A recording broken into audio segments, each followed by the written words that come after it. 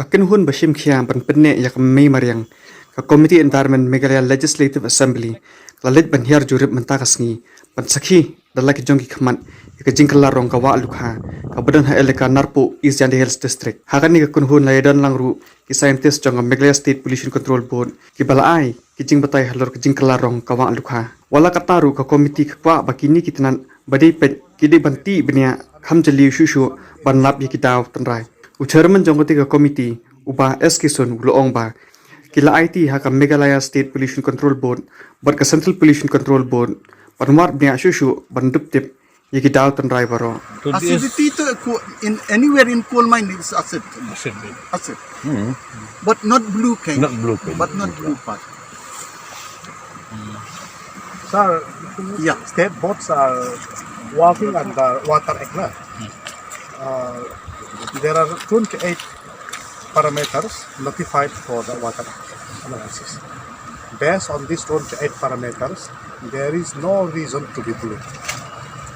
Okay. Because even if they continue to collect also, they will never trace out unless some additional activity is added.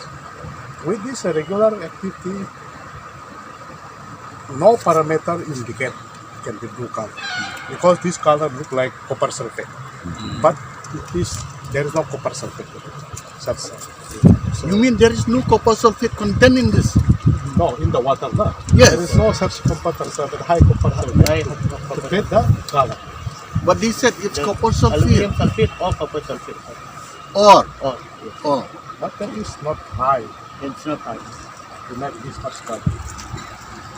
I mana nilawan nilam ini scientist naka state pollution control board kumjo idon naka central pollution control board kumjo te ki ong ba kila rat teng ya ka sample naka ne ka naka ne ka wa lukha ba kila lek na test ya ne ka te ka findings chung ki ong ba kalong highly acidic to habalong acidic kata humon kijingem ka kat badan kila kide dokhan ne kide gino ki jigim kinumla kitim kata ko yo finding ba ar kalong ba ngibu ke jiki ke ka daw ba kala blue mo ka kala rong ne ki ong I man ka kung ka test ki find ba ka don ka aluminium silicate ki don ka high content of aluminium silicate ha ka te namar